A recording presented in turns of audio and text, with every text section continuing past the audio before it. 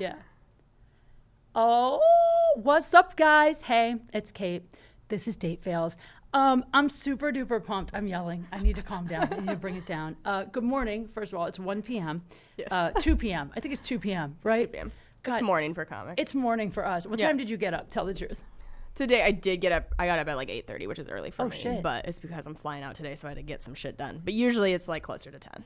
Oh, 10 is still early for a comedian. I'm impressed, I know, actually. I'm a nerd. I love daytime. Like, I'm a morning person. Well, Yeah. not morning. I take that back. I'm a daytime person. Sure, yeah. Like, I like to be out when there's sunshine and, like, get fresh air.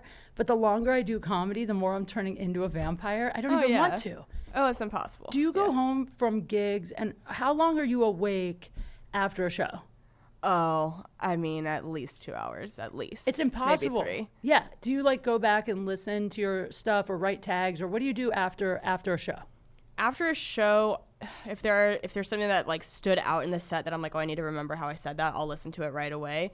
But sometimes I just want to completely decompress Shut and down. just like get away from the show, go watch TV. Like, my fiance and I are basically 86 years old. We'll play, like, the Jeopardy video game. Like, legit. There's a video game? It's so fun. What It's game addicting. system is that? PS4. Shut up. Yeah. I wonder if you can play it online. Probably. I'd be terrible at that, though, because I'm really bad at basic trivia. You probably are really... You seem super smart. Thanks. I'm saying... I don't know what to say. I guess. You're one of those people that when I look at you, I go, straight A's in college. That's what I think. Yeah. Real Lisa Simpson, no fun, like, honor student. You don't seem like no fun. You seem like straight A's in college, but like with a streak of crazy. Because you're a comic. For sure. You have to have sure. some. I mean, I definitely was like a binge drinker toward the end of college and stuff like that, and I've scaled it back now. But yeah, I mean, but definitely growing up, like, that was very much like that pressure put on me by my parents. That's like, you know, you get straight A's and go to good college and be, you know, honor student, all that stuff. So yeah, I don't know. That's interesting because, well, first of all, I'll introduce my guest. I always do this. I just start rambling, and then like halfway through I go, no one knows who is here. But I feel like they do because They do from the title, right? they can look at the title. Exactly. But guys, I've wanted to have this girl on for a long time. I really have because, you know, it's hard to find girls in comedy that are available because the ones that are funny are always working. Yeah, there's always on the road. Yeah, so I'm like, oh, who can I get in here? And then I ran into you, and it just worked out. But guys, she's blowing up. I feel like you're gonna be. Geez, thank you. You know, you're way on the come up. She just did the Tonight Show, right? Thanks, That's crazy. Oh, thank you. And let's see, she's got a great podcast on all things comedy you can check out called Self Helpless, and you do it with Taylor Tomlinson and Delaney. Is it Delaney Fisher? Yeah. Okay, that's what I thought.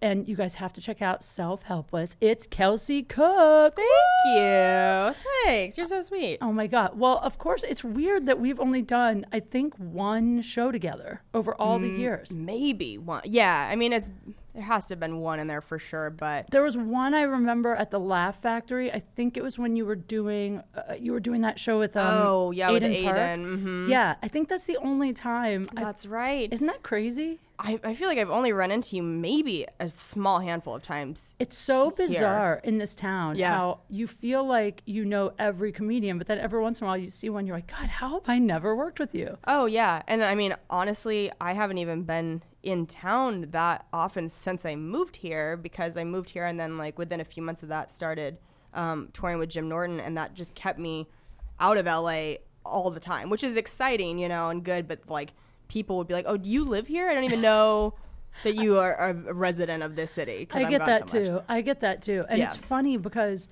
being on the road makes you so much better because you get so much stage time. Especially, I feel like featuring, especially because you're right in that prime spot. Yeah. You know the crowd's going to be good. You can try out. But it's weird because when you come back, people haven't seen you in so long. So they think you're wherever you left off. Yes. Right? So it's like weird then every once in a while I'll go up on a show and someone will go like, wow, what have you been doing? And I'm like, I'm just never here. Like I'm getting to actually practice for a long time. But, exactly. So when I saw you the other night at the store, you were so funny. Aw, thanks. And I'd only seen you once like 2 years ago, you know? So oh yeah, the road definitely like fast tracks your progress, I think. And gives you more of those reps, and you get to make more mistakes and learn more, and definitely. And also, I was like not sure what your act was like, if it was super clean or what. And then I heard you say something about cupcakes and cum. on stage? Yeah, it's honestly, I feel like my act has become a blend of both clean and dirty, because working with Jim, I mean, his crowds want filthy, and so, which I feel like is easier for me to write that way anyway. Sure. And kind of like lean into the dirty stuff.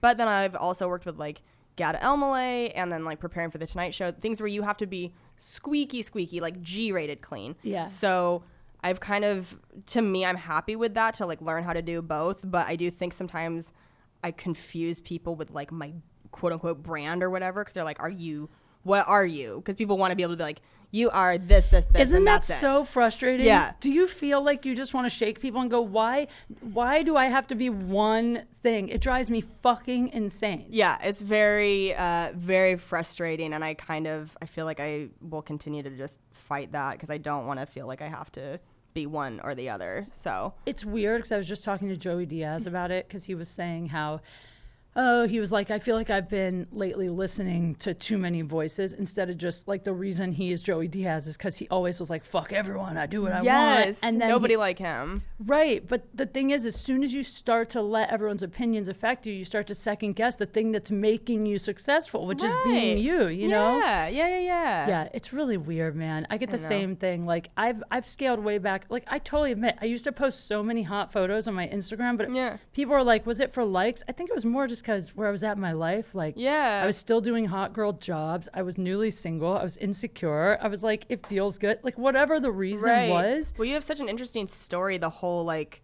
that you were married, and you were in that relationship for a long time, right? Yeah, 19 to 30. Or 18 to 30. Yeah, wow. A long time. So, I mean, fuck, man. Like, to get out of that and then also be, like, so incredibly hot, and Instagram is there, you get so much more validation from posting hot pics. So it's like, it's hard to not want to continue to like kind of feed that machine. Yeah. You know what I mean? Yeah.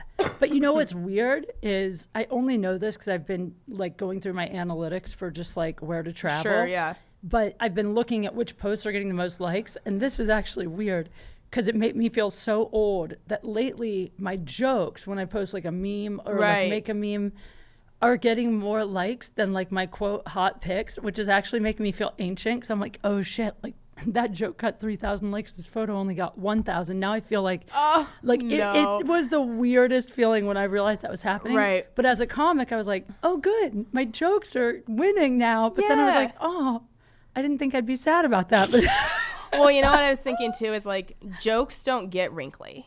You know what I mean? Like, jokes and that sort of shit that we invest in comedy that's timeless. And it sucks thinking about how in like, 10, 20 years, like, we won't really be posting hot chick photos ever, or pictures in Vegas. Yeah, exactly. My fucking tits and my socks or whatever. But when we're old, can we make a promise now that when we're all old, you're younger than me, I think. You're in your 20s still, 29. Right? Almost to 30. Almost there. 30 is, you're so beautiful. You're going to be fine. Oh you're my gosh, you're very sweet. Thank you. But I think in like 30 or 40 years, we should all get together, all the girl comics that are like coming up right now, and we should do like a hot granny photo, like a cover of Maxim in lingerie. That'd be great. That'd be so fucking funny. That'd be amazing. Yeah. Oh, it's so weird, man. But yeah, well, all I know is I'm really happy that you were able to come. Oh, thank you. And now I want to hear, okay, I have so many questions for you, because this is a fun one, because I barely know you. So I can get to know you. So wait, where'd you grow up? So I grew up in Spokane, Washington. So yeah, eastern part of Washington, kind of near Idaho. It's when I tell people Washington, I think a lot of people assume like Seattle, which is a very different vibe from Spokane. I love Seattle, but I grew up in like the methy part of the state, like very. Like the high school I went to was a lot of like Future Farmers of America and like in the wheat fields, and then like the major city Spokane is 20 minutes away, and it's a really interesting place, and I love Spokane so much, but it is not the cool like hipster vibe that Seattle is. It's totally different. I think I was there one time.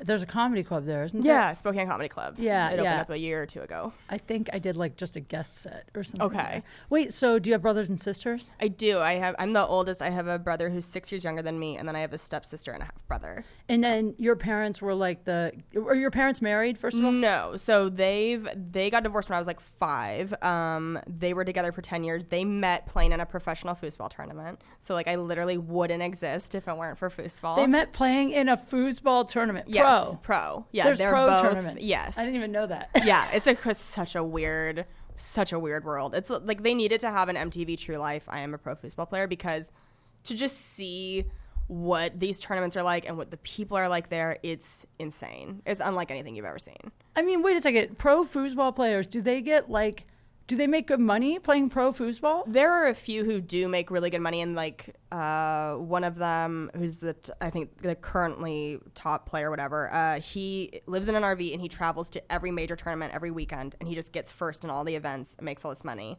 and that's just that's what he does. How do you become a professional so you must be amazing at foosball. Thanks. Well, it's the only thing I've been doing my entire life. You know what I mean? Like, if I had decided to pursue foosball seriously, I would have had such a great advantage over people, because it's, number one, it's in my fucking DNA. But two, like, there are pictures of me standing on a stool when I'm like 3 years old with my mom's hands on my hands helping me move the rods. Like, I've played my entire life. So I didn't have really an excuse to be a piece of shit player. Like, I've been playing all the time. So I love doing it, but that wasn't my idea of like how I wanted to spend my whole life. That's amazing. So as a kid, you were traveling around to foosball tournaments with your parents? Yeah. And your brother and sister, you were all like family trips? So it was just me and my younger brother. My stepsister and half brother kind of came into the picture later. Oh, but right. yeah, I mean, my dad kind of stopped playing. He's still really good, but my mom is in like the Foosball Hall of Fame. She's like written the World Table Soccer Almanac. She's this whole big figure in the foosball world, and so I will still go to tournaments with her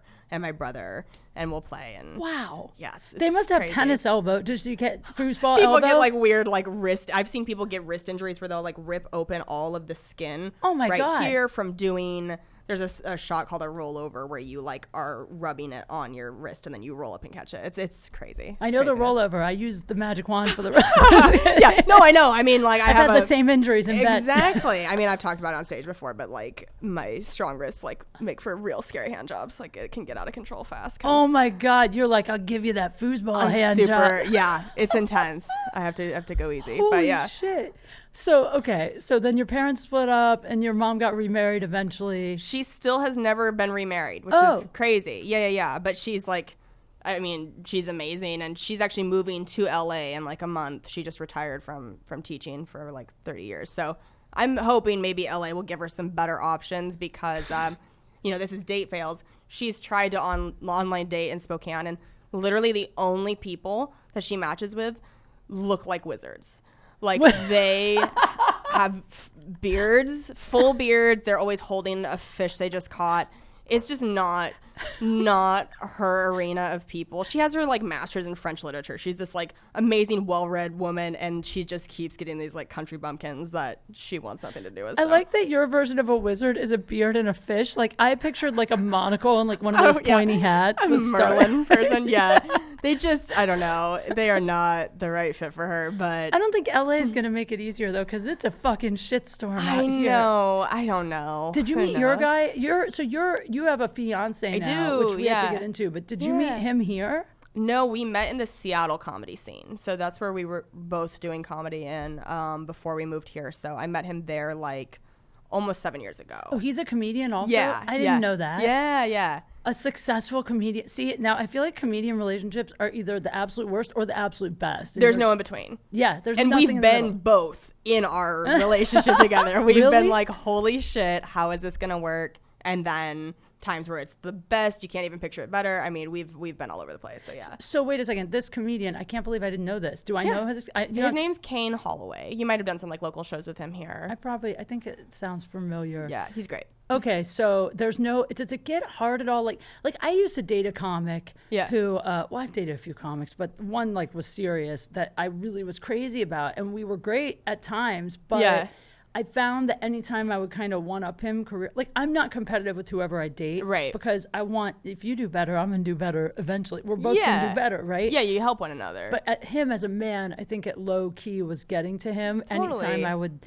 Did you guys find that there's an aspect of competition in there? Yeah, I mean, we had a couple rough points. I remember right when we first started dating, he was doing better than I was in the Seattle scene, and he'd like been in the scene longer than I had. And I remember he got some gigs that I had wanted, and I was like, fuck. And it's never that feeling of like, you don't want that person to get it or you don't think they deserve it. It's just you want it too. Sure. It's like that FOMO. You don't want to be left out. You want to be part of it too. So I remember feeling that way then. And then when we moved here and I started touring with Jim was like his number one favorite comedian of all time.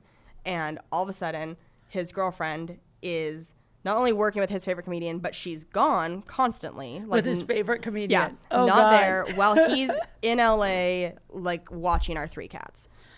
Like we all of a sudden went from being like on a very similar page in Seattle to him feeling like, fuck, you know, because that's how this business works. All of a sudden, out of nowhere, you make a connection with somebody and they can change your life. Yeah. And anyway, so we definitely went through a period of time there where he openly told me like, I have a really hard time with this. And of course, and it was never like, I don't support you or I don't think you deserve this. It's just like everything that you've ever wanted is happening for you and nothing's happening for me. And I feel really shitty.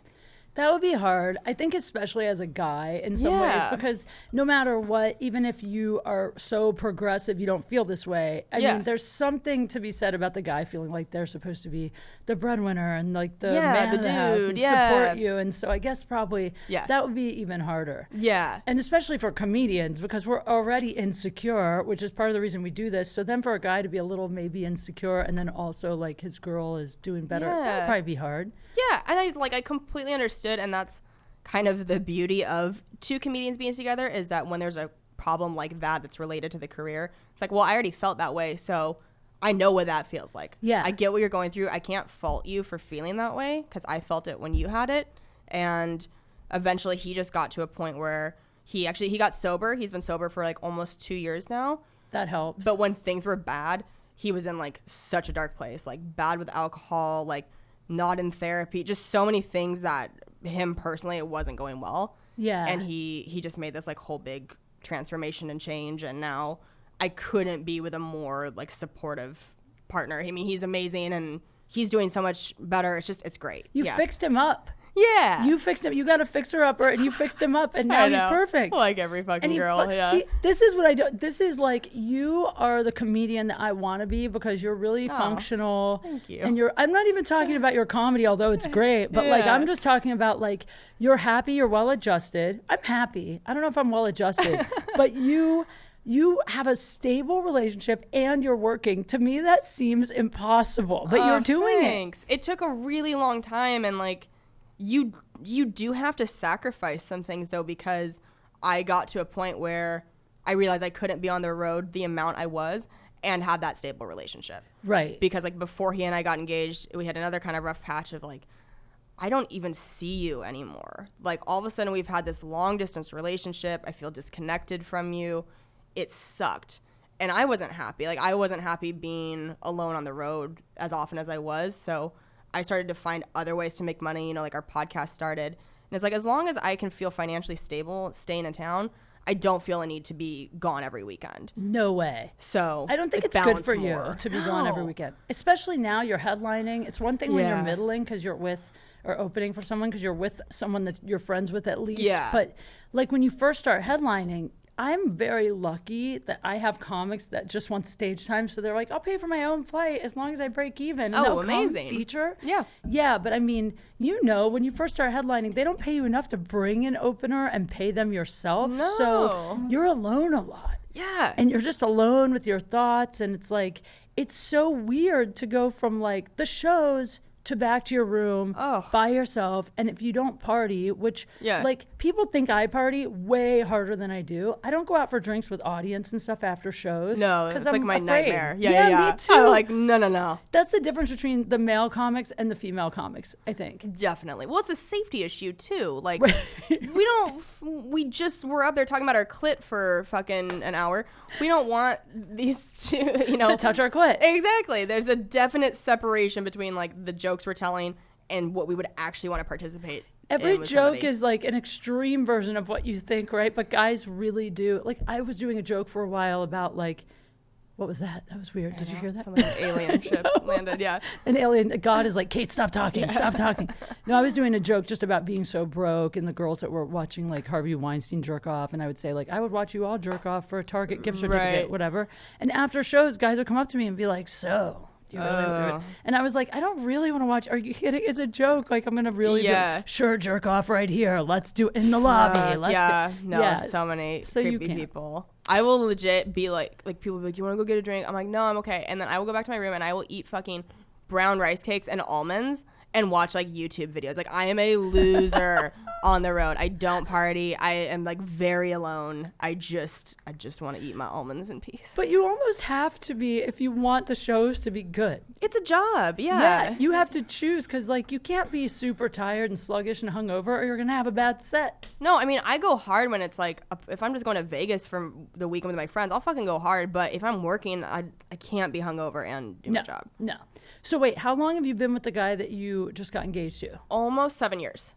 Holy shit. Yeah. Wait, so you met him when you were like 22, 20, something like that? So wait, what about before that? Did you date a lot before that? Not a ton. I was kind of like a serial monogamist. I had a serious relationship from like 17 to 19 and then another one from like 20 through 21, under 21, something like that. So I'm, again, like very Lisa Simpson, just like such a prude, like not a prude, like when I'm with somebody, I'm like a freak and fine doing whatever, but like I have a latex allergy. I'm very like uptight.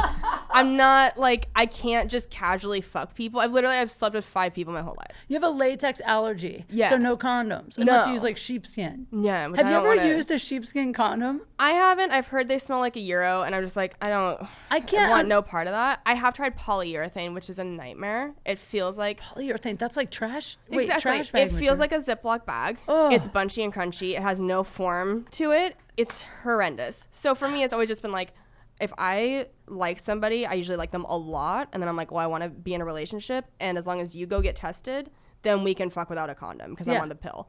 But but it doesn't make for casual hookups. You know what I mean? That's funny because I've only ever heard guys say they have a latex allergy when they're trying to get out of using a condom. So I was starting to think it wasn't a real thing. You know? Well, I mean, I can't speak for those, but there's probably a bunch of douchebags out there. But like I mean, the story I told for This Is Not Happening was that like the first time I tried masturbating, I used this like manicure tool that my mom had, and it was made of this like grippy rubber material, and my vagina swelled shut, and I had to go to the emergency room. Wait. Yeah. The first time you tried masturbating, you just used a tool? A manicure tool? Did you ever see those infomercials? It was like this handheld thing. You could put little tools on top to buff your nails. Yes. So the handle was shaped like a dick. And like all my friends in high school were losing their virginity. And I hadn't yet. And I was like, this is bullshit. I want to know what sex feels like. So instead of just like, you know, like a normal high schooler just being like, oh, I'll just go find a guy to have sex with. I was like, no, I'll just use this fucking nail salon device, whatever the shit.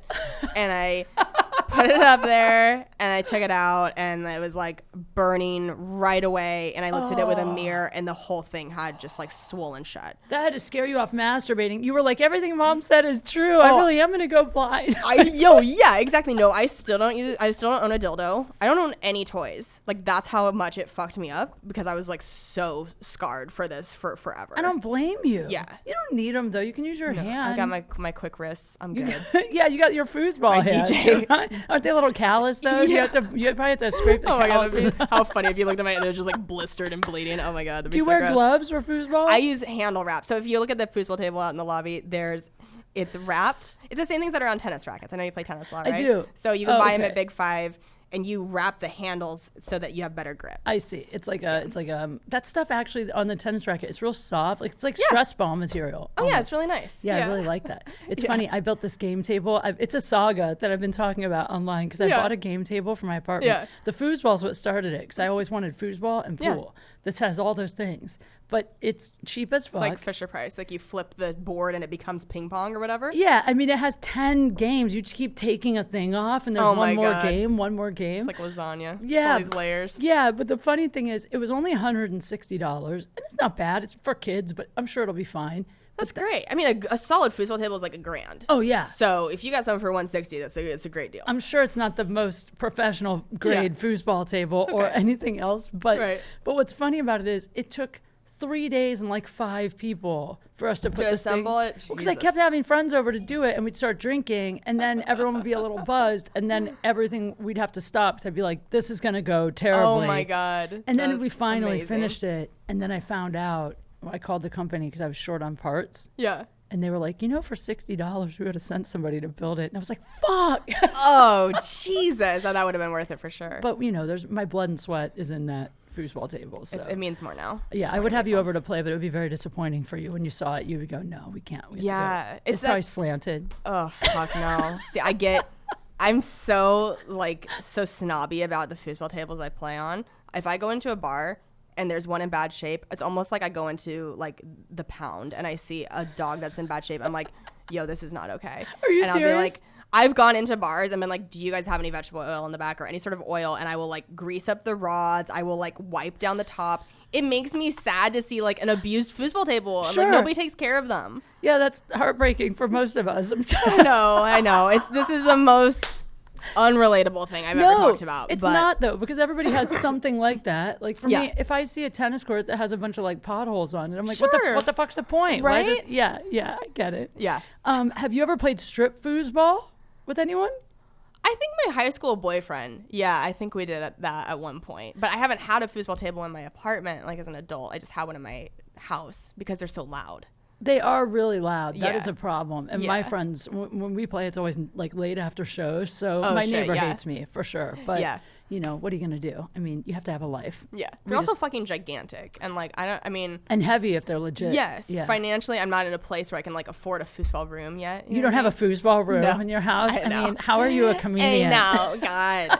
But hopefully, do you get the messages from people now that you've done like the Tonight Show and this is not happening and like you have TV credits and you're with Jim Norton and people message you like, congrats on all your success, like you're killing it in Hollywood. Like people think that you have elevated to like you're a millionaire and you're living in the hills. Kevin Hart yacht level. No, it's so funny. It's like it doesn't do what it used to. I mean, people said so many times that like back in the day, if you did the Tonight Show, you were like signing a sitcom deal the next day and it would change you overnight. And now, I mean, like it does definitely help and it changed my life absolutely, but not in the same way that like it used to. It's not as extreme. Right. Yeah. Don't you feel like the just celebrity in general is becoming a watered down? I mean, there's just so many famous, quote, famous people between social media, YouTube, TV, film, that now I feel like you could be a movie star and half the country still doesn't know who you are. Absolutely. It's bizarre. When on the financial end too, I just was reading this Rolling Stone article about how Johnny Depp is like bankrupt basically. He's like broke because the man spends so much money on shit that you just like he shot Hunter S. Thompson's ashes into the ocean with like a $5 million cannon. That's clearly important. Exactly. And it's like that and that's wonderful and great, but it just goes to show that even if you are making that level of money, if your expenses are also at that level, you might as well work at fucking Subway. It's 100% real. And also that people get so the same thing happens with athletes and everyone sees it. It's like they're making so much money for a brief period. They get used to a lifestyle. I mean, that even happened to me when I was married. Not that I was a millionaire, but I was making a lot more money. I got used to a certain lifestyle. And it took me a few years after my divorce to stop spending money the way that I was. Fuck, that's a hard transition for sure. Yeah, like I spent 3 years on the road doing gigs where I got per diem for food every day. So I had $50 a day to spend on food. So I would eat whatever I wanted and buy whatever I wanted. And I would just be like, it's per diem. Right. It took me like 2 years to be like, oh shit, food costs a lot when it's not free. Yes. Do you know what I mean? Oh like, my God. It was crazy. Yeah, absolutely. So, and that's why I live in a tent now, guys. Please. Live in a yurt in the parking lot. People are like, do you have a place I can send you something? Like, do you have what is it called? A UPS, what are the box Venmo? called? A box. Oh, a P.O. box. A P.O. box, yeah. People are like, do you have a P.O. box? I'm like, I barely even have a home address. I know. P.O. boxes are expensive, FYI. Yeah, that's not free. And then I have them send them to the Laugh Factory. I hope they're not getting mad. Oh my God, that's so funny. They're like, Kate, you have a package. I'm like, that's weird. I wonder why. That's actually a great idea. Yeah, that's not a bad idea. Have them send to the Laugh Factory. Yeah. They're going to love me for saying that. All right, so you found this guy, and then you told me that you got engaged recently. Yeah. and you got engaged here?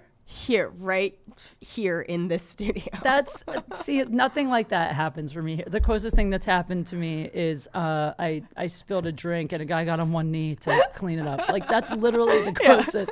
So how did you get engaged? Was it on your podcast? It was on our podcast. He fucking killed it. He did such a good job because this is like a longer story. We got engaged after we'd been together for like 8 months.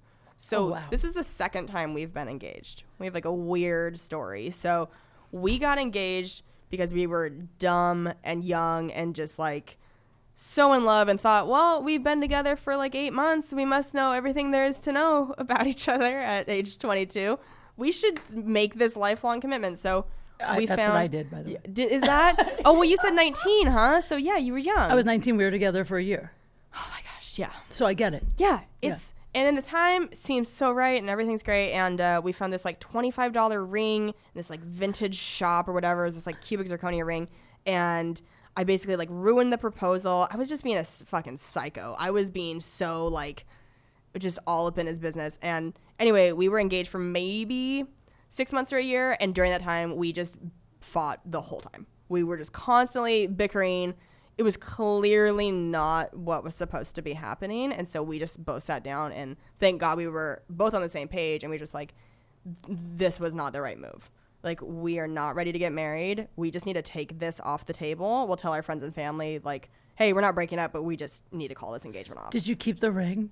I did, but it looks so gross. Now, it's so funny. Like, you can really tell the difference between like a $25 ring and then I went and got me like an actual diamond ring, and I fucking love this ring, and it's so beautiful. It's funny to see what happens. It's like those McDonald's fast forward videos where you watch something decay. That's what that ring looks like now. Where I'm like, no way. Dude, this looks like an old Big Mac. This looks gross. I want to see it. It's nasty looking. Can I have it? Just kidding. You can fucking have it if you want. Can that be my engagement ring to myself? It's disgusting, but you can have it. And so we took that back off the table, and like immediately things got better, and you could tell that pressure was gone. So then everything, like nothing else changed in terms of we're living together, still together. And then, fast forward another like 5-6 years, something like that. And we went and looked at rings together at an actual like jewelry shop in downtown LA, because we were talking more about like, this seems like how this is supposed to feel now before we take this step. And so he knew that I really loved this ring, but he played the whole like, I don't have any money card.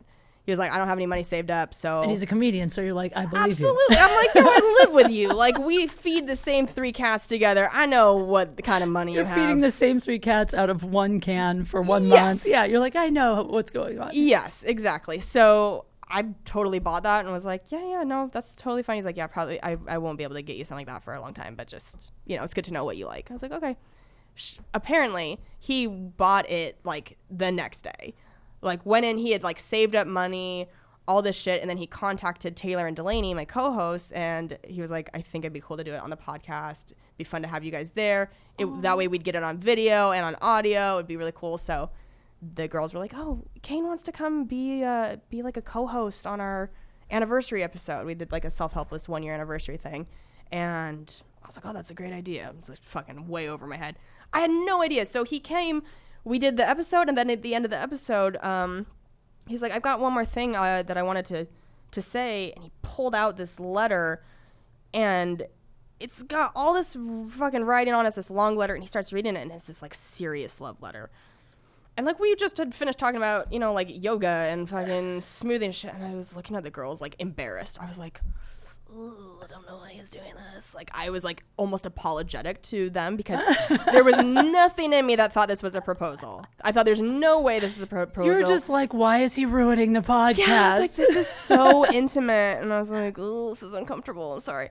And then he gets to the end of the letter, and you can see it in my face, the whole video, that I don't understand what's going on. I can't wait to see this. It's pretty good. And then at the end, he's like, I've been calling you my girlfriend for 6 years, and I think that's long enough. I was just wondering. And then he like walked around the table, and he pulled the fucking jewelry box out and got on a knee and was like, well, will you be my wife? And everybody's freaking out. It was crazy. Holy shit. He did such a good job. And then like there were friends of ours waiting at a restaurant nearby that we all went, and like it was just like surprise after surprise. I was in shock for like a solid week. Oh, that's such a good story. Yeah, he broke my brain. And also smart on his part, because you could not say no. Good point. You can't say no. You would look like the biggest bitch of all time. Such a cunt to be like, that's what I always think when guys propose in public. They're kind of forcing you to say yes in the moment at least. But luckily, you wanted to say yes anyway. Thank God. But yeah, I feel like you jumbotron that shit at like Fenway Park. You have to you say better yes, say yes, right? or you are a villain. It's like even the first time I did, Stuttering John Melendez from the Howard Stern Show. Do you know who that is? I know the name. Yeah. Well, he basically used to have a podcast years ago when Lovett's Club was still open. We both had podcasts there. And that's where I started Date Fails originally, so long ago. Yeah. And he asked me to come on his podcast. And then on the podcast, he asked me on a date. And we're streaming live. And I felt like you can't say no. Shit. So I said, in the moment, yeah, we can. He didn't call it a date. He said, like, you want to have dinner sometime? I'm like, yeah, we can totally. And then after the show, when he started trying to make plans, I was like, well, it's just as friends. Like, I don't want to, it's not a date. Yeah. And then he was like, well, I don't need a friend. I just wanted to take you on a date. And then he's like, we're already friends. And I was like, oh, yeah, no, I don't really think I want to date you. God. And so he's going to get mad at me for telling this story. But that's so funny. He made me come back on his podcast. And then he like called me out for saying yes and then reneging. And then I was like, well, you asked on a live show. You can't say me. I couldn't say no. Yeah, it was really funny. I was like, this is why. But now I just say no. Yeah. You know what I mean? Now I learned. I grew up, guys. But you said yes. It's hard. So I've had that happen. When's the wedding? In a year. Damn. Yeah. I'm so excited. I am too. Do you have any plans yet? Do you have any ideas what you're going to do? You don't have to tell it all if you don't want to. Oh, it's okay. It's going to be down in the San Diego area, and I'm super excited. It's so funny how differently I feel this time than the first time, and I'm grateful that we had that like failed engagement because now I get to really feel like, oh, this is how you're supposed to feel. You're supposed to actually feel excited to spend your life with that person, not be shitting your pants and being like, oh, I don't even fucking know this person. Why am I doing this? And well, you guys live together now too, right? Oh yeah. Did you live together the first time you got engaged? Yeah, we moved in together after 2 months of dating. Again, just like psycho comedians, just crazy people. Holy shit! Crazy people with no boundaries. It's a miracle that we've even worked this long because we just broke every rule. What's even crazier is that you got engaged and then you ended the engagement, but you stayed together, stayed living together. Yeah. Because I always feel like if you go backwards, it's a sign that you're going to keep going backwards. Exactly. You broke my theory, 100%. Well, you've also, I'm sure you've heard about people who are dating and then they completely break up and maybe they date other people for a year or two and then they get back together and they get married. I feel like I hear that situation a lot where it's like they needed to see what else was out there. For sure. To be like, I actually had it right the first time. Yeah. Now I can commit to you with like getting married and all that shit. But that could happen. Yeah. But not you two. You two made it work all the way through. Yeah. It's fucking crazy. It's craziness. How about this? Okay, I'll ask you just a few more questions. I know you got to get out of here in like 10. Yeah. So one is, you said that it has happened to you that someone's maybe asked you out on a show or something. Have you had any weird situations like creepy fans, casting couch, like anything that's happened that's been a little like, ooh? Yeah, definitely like I have things happen after shows pretty often because comedians are so different from like musicians or whatever, where if you go to a concert, the musicians generally aren't standing next to the stage afterward being like, buy me a shirt. They're on a tour bus and there's like a security person or somebody at the venue. But we're so accessible. We're right there. We take pictures with people. Like, you touch us. People can just put their arms around us because we want to give people the benefit of the doubt and assume that they're just nice fans who genuinely want a picture. But I've had guys come up to me and be like, I had a guy come up to me at Gotham in New York and was like, it's a great set, and he grabbed my hips and spun me around and goes, but I like your ass better. No. And security just like fucking grabbed him, dragged him out. But shit like that's so awful where somebody's like physically putting their hands on you and like manipulate, like rotating you around. I was like, oh God, that made me fucking, I hated that. I hated that so much. Crazy. Yeah. So I've had that. Just a lot of creepy dudes who will come up and want to talk more about like if I did a sex joke. And, I'm sure you get this too. Or if they want to hear the rest of it or like. Yeah. They want to go like, oh, you really like to be tickled? I'll tie you up. Right. Yeah. The whole, the cupcake joke you heard, people come up being like, so what do you like to do with food? And it's just like, oh, fucking no. I don't want to talk to you about this. Like, get out of here. So I get that a lot. Yeah. You know what's really creepy is like I have a couple. I'm grateful for every fan, and it's weird because I finally just started blocking ones that creep me out. Because for the longest time, I was like, I block so hard. I block all the time now. It's great. I do now. Like if you say anything that even rubs me the wrong way, it doesn't even if you're joking and I don't know you're joking and it seems rude, just whatever it is, I just don't want negative energy in my life. So I just block. Life's too fucking short. Yeah, but for the longest time, I was just like, but I'm grateful for every fan. So I wouldn't. And there was one guy in particular, I think he really legitimately thought we were like a couple, like he's cuckoo. Oh, God. And he would show up at shows and he would tell them like he was my boyfriend and they would let him in. And then after shows, like one time I was in Long Beach, this guy, he came up, I recognized him, I was creeped out. And he walked up to me and I was so freaked, Kelsey. I started walking backwards and I tripped over a chair. I fell down and hit my head because I was so creeped. Oh my God, that's awful. Yeah, but the thing is, it's like, that's what you're saying. Like as comedians, we are there. So if someone does get a weird, like crazy thing in their head, like they know you or your friends, then they really will like just show up and they can get to you. It's scary. And we post our show dates. It's like, it's fucking stalker's dream. Well, and the podcasting, it makes you, because I don't know how you guys are. I want to listen to your guys' podcast. I don't listen to any. Oh, thanks. No. I'm always too busy, but I'm very personal on mine. Same with ours. And we've had people, I mean, it's blown my mind. I've never experienced anything like this except for with the podcast where we're getting people come up to us and be like, oh my God, when you responded to my email, I started crying. And you're like, what? Holy shit. But it's because podcasts are so intimate and people will listen to you for hours and hours and they feel like they really know you. And a lot of time so far we've only fortunately had amazing fans and amazing listeners. We haven't had anybody creepy with the podcast yet. But like, it is really interesting how people really feel like they know you from the podcast. Oh yeah, 100%. Yeah. Well, and like sometimes, I did one not like too long ago, 6 months ago or something, where I went through like a rough kind of, not even a breakup, but like an end of a relationship sort of. And I don't usually share sad stuff. I'm always like trying to be happy and funny. But I was like, you know what? I almost didn't even want a podcast. So I was like, fuck it. I'm just going to tell the truth. And I got more responses. It was my most listened to episode ever other than Jim Jeffries. Yeah.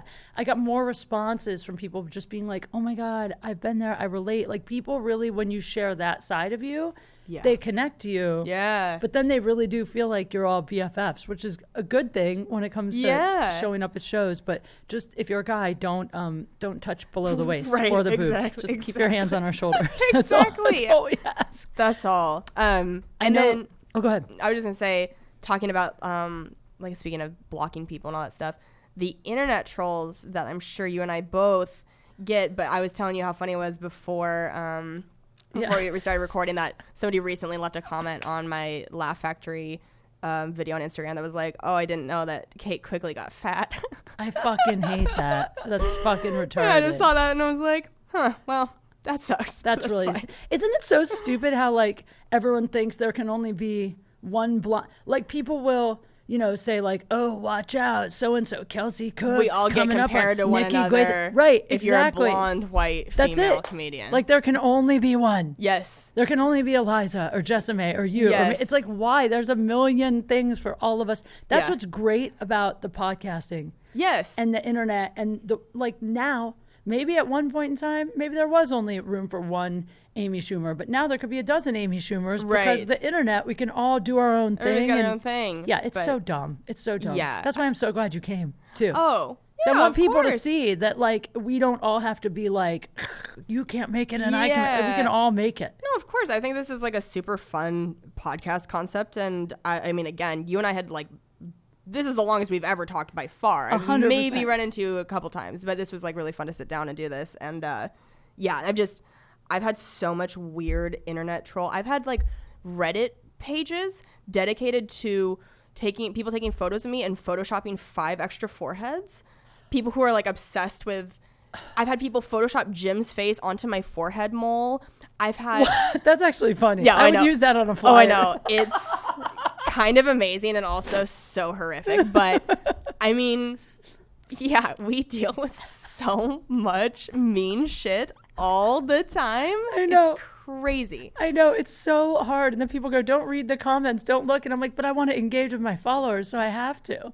It's too late. Like, once you see it, it's already too late. Like, what are some of the meanest things that you've had to deal with like internet troll shit like that?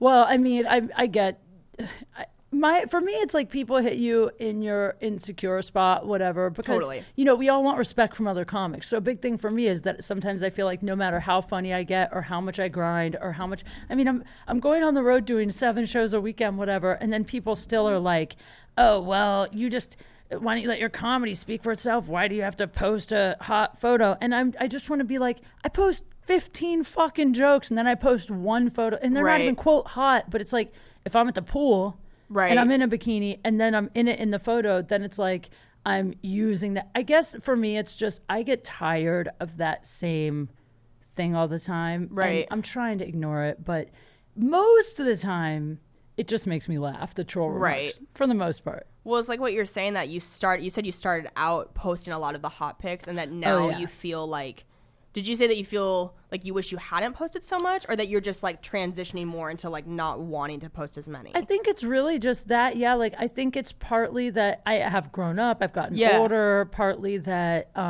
my brain is in more like, because back then I had a show on the Playboy channel. Like I had a TV show on Playboy TV. And then I also like I had shot a beer commercial. So I was doing a lot of like the beer promo events. And so, I mean, back then I had more reasons. Yeah. But part of me now it fucking worked for your business, by the way. You know, like you have a fuck ton of followers. Well, you know, thank you. I mean, Sam Tripoli, actually, when I first started, Sam is one of those guys, like we were talking about Felipe and how he's so supportive of women. Love Sam. Sam is one of those guys that from the beginning was like, Kate, you know what? Get eyeballs on you and then worry about being funny. But get followers, because he's like, the business is changing. Sam like saw into the future. That's so interesting. Yeah. So he was like, but find a way to make it funny, you know? So that's why I started wearing the bikini in weird places like grocery stores and banks. Because I was like, oh, I can kind of make it funny, you know, hospitals, like pushing a gurney. Right. But yeah, but it's like your photo, the one that so you're going to be, tell them where you are this weekend, first of all. Oh, I'm in Boise. I'm headlining Liquid Laughs in Boise. And then it will be Hilarities in Cleveland the week after that. And then American Comedy Company in San Diego 2 weeks after that. So if you're in any of those places, August, I'm on the road a lot. Yeah, so follow Kelsey to see where she's at. Go see her this weekend in Boise. Yeah. But I was going to say, like, the photo of you that I retweeted for your Boise date. Like, it's hot, but it's not, like, slutty. It's just you look great. You look beautiful. Thanks. You know, you're in a dress. And it's like, there's no reason that you can't be funny and beautiful and look sexy. It's a hard... It's hard. I'm sure you've dealt with this and maybe still deal with it, but it is hard to find that balance of like getting that positive validation from the internet when you do post a sexier photo, as opposed to like if I post a photo of like something like a little sexier, like a makeup photo, as opposed to my cats, I'm 100% gonna get more followers and more likes and interaction with a sexier photo. It's hard to not go, oh, well, then why wouldn't I just keep posting those? But it's like comedy, I feel like, doesn't leave any room for anything else besides that you're supposed to be this like really hardened fucking garbage troll that is just like, just me and my jokes. And because I felt so self-conscious about posting like makeup things for a long time because I was like, people aren't going to take me seriously if I have any hobbies that are not comedy. But again, that's the shit where I'm like, I don't care anymore. Like, I don't care. I love that I'm a fucking foosball nerd, and I'm, like, making that a bigger part of my career now. And, like, I don't give a fuck if I took an hour to do my makeup. It made me feel nice, and it's art, and I'm going to keep fucking doing it. But isn't it funny that we both said at one point to be taken seriously as a comedian when the whole fucking point is to not be taken seriously? Like, it's not a serious, it's jokes. And that's a good point. And truthfully, the thing is, your job is to relate to people. And if all you do is be a fucking clown all the time, nobody can relate to that because everybody has a million different hobbies and experiences. So you might as well, you know, if you love makeup and you did the smart thing, you used that gift and you used to do those videos. Yeah, stand-ups doing makeup. I loved that. Thanks. I thought that was so funny. So, you know what? I just think you're great. Thank you. I know you have to go. You're so fucking sweet. Thanks for having me on. Oh my God. I'm so happy that you came. There's one thing I ask everyone if you have one. If you don't, it's fine. Which is like the worst date fail or sex fail or just any. Well, I mean, your one masturbating story is pretty. Yeah, that was my own. That's like the worst solo mission for sure. It was fucking like killing my pussy. But I mean. I was in a relationship with a guy who had borderline personality disorder before my fiance. So that's a whole other big thing. I'm trying to think if there's like a specific. That's the thing is like I haven't dated that much. There was a guy who I was with for a bit when I was in college, and he was just like a really, really, really sweaty guy, especially in bed. And I remember having sex, and he was a lot taller than me, and his chest was like over my head. Ew. And I remember like a sweat droplet dropping from his chest into my eyeball and being like, okay, like I have never gone drier faster. And just like, I need out of here. Like 911, I cannot do this. I was so grossed out. And he also had like a really, really long nutsack. And I remember it was like, do you remember like soccer pals? Do you remember soccer pals where it was like that like net with a soccer ball at the end, and you would kick the soccer ball, but you could still hold on to the end? Anyway, his nuts looked like a soccer pal, and it was, you guys can Google image it if you're listening to the podcast right now, and they will look exactly like what I'm talking about. And so his balls would like whap. Swing again. Yeah. And he was super hot. It was like this really good looking guy, but it was just like a couple things like that I was like, so during that, did you know it was over during the sex? Like, did you decide? I think it was one of those situations where we were both very physically attracted to each other, and then just sexually, it did not work. Isn't that like weird? It wasn't good sex for whatever reason. Like I felt like I wasn't my best. He probably felt like he wasn't his best, and we just like, this isn't gonna work. That's the worst, but at least you both knew. Yeah, it's better when very you both mutual. know. Yeah, I had a guy like that I told him afterwards. Oh, okay. I didn't tell him right after because I didn't want to hurt his feelings, but like the next day when he asked me out again, I was like, I hate to say it, but the sex between us is just not really what I'm looking for. Yeah. And I remember he was like, well, I'm out of practice. You were my first in like a year or something. And then I was like, yeah, I just don't think it's really going to work out. Oh, that's like a sweet thing to say, but also like such not a good selling point. I'm like, I don't want to be your fucking warm-up job. I'm out of practice. Yeah. I know. I'm like, why don't you get some reps in and try me again in another year? Yeah. That's so funny. Well, Kelsey, you're awesome. Oh, thank you again. Thank you for having me. Of course. Really fun. Of course. They can follow you at Kelsey Cook on everything, right? Or Kelsey Cook Comedy. It's Kelsey Cook on Twitter, Kelsey Cook Comedy on Instagram. I know that's a real bitch. I have to figure out how to merge those two. And then kelseycook.com and Self-Helpless Podcast. Yes. And make sure you guys check her out this weekend in Boise and then her other dates online. You're the best. Thank you. Thank you. Thank I you love for you. having me. Of course. All right, guys. Bye.